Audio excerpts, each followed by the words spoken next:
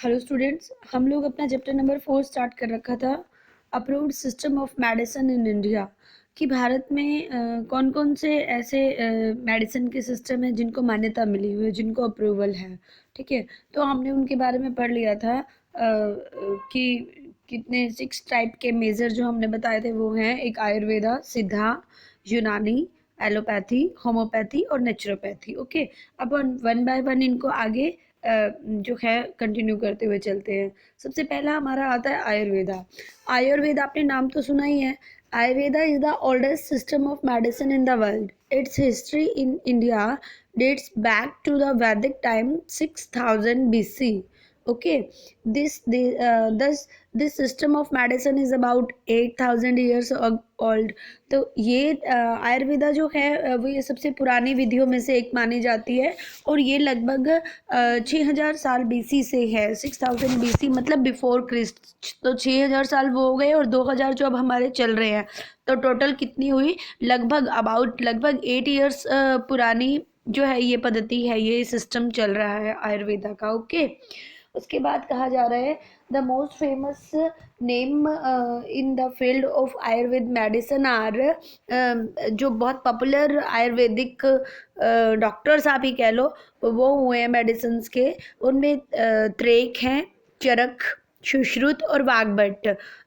तो ये चारों नाम बहुत फेमस है तो और भी, बट ये 4 नाम बहुत फेमस है। ओके, उसके बाद वो कह रहे हैं कि Atre was the first Indian physician in 800 BC in Ancient India. Charak 200 BC, another most popular name in Ayurveda, belonged to the Buddhist time. He was the court physician to Kanishka. During Buddhist time, Ayurvedic system of medicine received great encouragement. Buddhist king and establish hospitals and schools of Ayurvedic medicines. Okay, Charak compiled his famous treats on Ayurveda, Charak Samhita. During those times, another पहले हम इतना ही कर लेते हैं चरक के बारे में, क्योंकि चरक सबसे इम्पोर्टेंट है। देखिए, स्टार्टिंग तो किसने की थी? इनके जो सबसे फेमस और सबसे जो पहले माने जाते हैं आयुर्वेदिक डॉक्टर्स कह लो, उनमें सबसे पहले त्रेक का नाम था, जो वैदिक टाइम पीरियड से चल रहे थे। ठीक है, उसके बाद बहुत फेमस जो आए, जिनके टाइम पीरियड में उनकी बुक्स भी बनी, जिनके टाइम पीरियड में आप कह लो कि चरक की एक अलग से एजुकेशन दी जाने लगी, मतलब होम्योपैथी की अलग से एजुकेशन दी जाने लगी, स्कूल्स बने होम्योपैथी के। ठीक है, उनका नाम बहुत फेमस है। उनका नाम है उन्होंने कहा है कि कब से स्टार्ट हुआ? लगभग आप कह लो महात्मा बुद्ध के टाइम पीरियड में। कौन थे?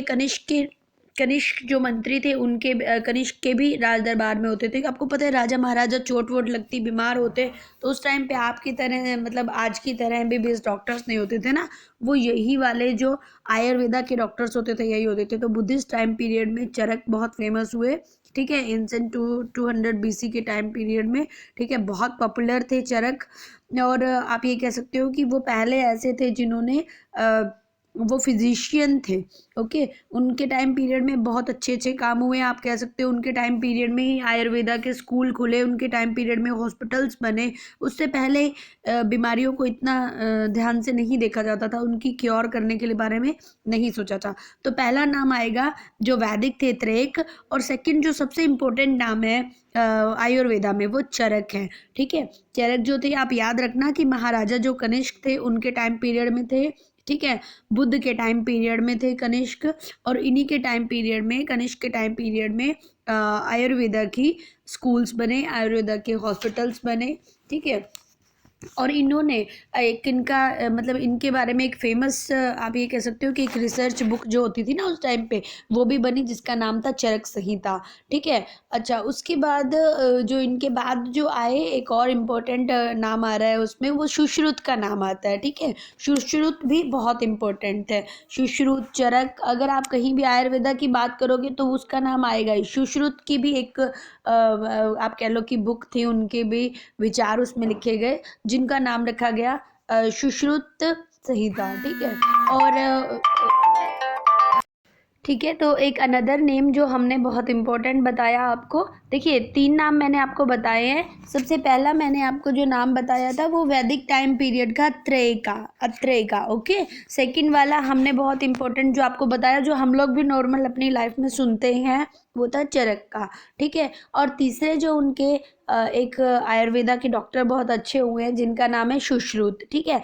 उन्हें तो आप कह सकते हो कि इंडिया में आप एक मिनट में इसको पढ़ाई देती हूँ आपको। जो तीसरा नाम मैंने आपको बताया है, फादर ऑफ इंडियन सर्जरी भी कहा जाता है। किनको? सुश्रुत को। बहुत इंपॉर्टेंट है, ध्यान रखना, फादर ऑफ इंडियन सर्जरी, क्योंकि सर्जरी की जो शुरुआत है, किसी चीज़ को काट के निकालना, उसको कट करना, उसमें स्टिचेस करना, ये सब काम सुश्रुत के टाइम पीरियड से स्टार्ट हुए थे, ठीक है। कहीं घाव लग गया है, उसको उसको बंद करना, उसको ठीक करना, इस टाइप के जो काम है पहले सिलाई वगैरह से नहीं किए जाते थे, स्टिचेस नहीं की जाती थी। लेकिन सुश्रुत के टाइम पीरियड के बाद से उन्हें मतलब आप कह सकते हो कि उन्हें उनका फादर कहा गया है, मतलब उस टाइम से वो ज़्यादा पॉपुलर हो गई इस टाइप की चीज़ें, ठीक है।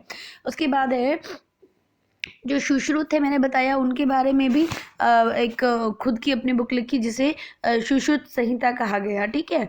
उसके बाद आ रहा है कि उनका कहना क्या है, उनके विचार क्या है according to Ayurveda. Wait a minute, अभी बताती हूँ।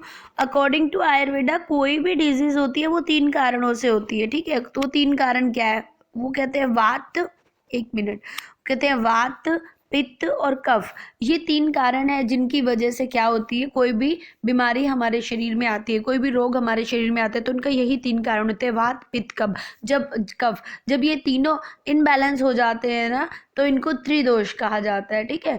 मतलब हमारे शरीर में एसिड ज़्यादा बनता है, या हमारे शरीर में गैस ज़्यादा बन रही है, या हमने कुछ खा ऐसा लिया, मतलब कहने का ये है कि जब इन तीनों में अनबैलेंस हो जाता है, चीज़ें ठीक ठाक नहीं चल रही होती है, ज़्यादा खा लेते हैं, कम खा लेते हैं, काफ़ी लंबे टाइम बाद खाते हैं, मतलब इस तरह की प्रॉब्लम जब आती हैं तभी सारी प्रॉब्लम स्टार्ट होती है। यानी वात, पित्त और कफ, ये 3 याद रखना। ये आयुर्वेदा ने बताए हैं कि ये 3 ऐसे कारण हैं जिनकी वजह से मनुष्य के शरीर में बीमारियां पैदा होती हैं, ठीक है। अब वो इलाज कैसे करते हैं, उनका कहना है कि वो लोग कैसे इलाज करते हैं, आयुर्वेदिक मेडिसिन्स जो होती हैं वो प्लांट्स और हर्ब्स से मिलकर बनी होती हैं। आयुर्वेदिक मेडिसिन्स जो होती हैं वो प्लांट्स और हर्ब्स वगैरह से, जैसे आपने ज़्यादा नहीं कह रही मैं, कई बार आपके पेरेंट्स ने ज़रूर सुना होगा, राजीव दीक्षित जी का नाम सुना है, यही बाबा रामदेव भी बताते रहते हैं कौन से जो है प्लांट से क्या क्या होता है, ठीक है। जैसे तुलसी भी हमें खानी चाहिए, उसको कूट के पीना चाहिए, खाने नहीं चाहिए डायरेक्ट, तुलसी बता रहे हैं आपको, ठीक है। उसके पीछे भी कारण होते हैं, वो कभी आपको फिर बताएंगे फुर्सत में।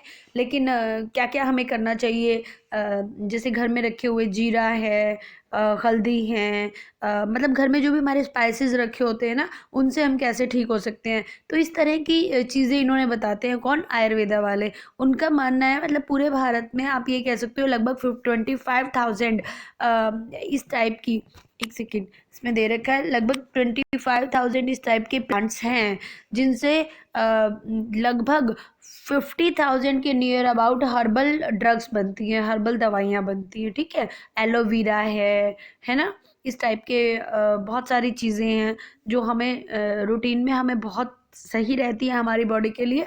और लगभग 25,000 प्लांट्स ऐसे हैं जिनसे हम 50,000 के करीब दवाइयाँ या जड़ी बूटियाँ में कह लो वो सब बना सकते हैं, ठीक है। आई थिंक आयुर्वेदा का आपको क्लियर हो गया होगा। नेक्स्ट वीडियो में हम करेंगे सिद्धा सिस्टम। Okay, thank you.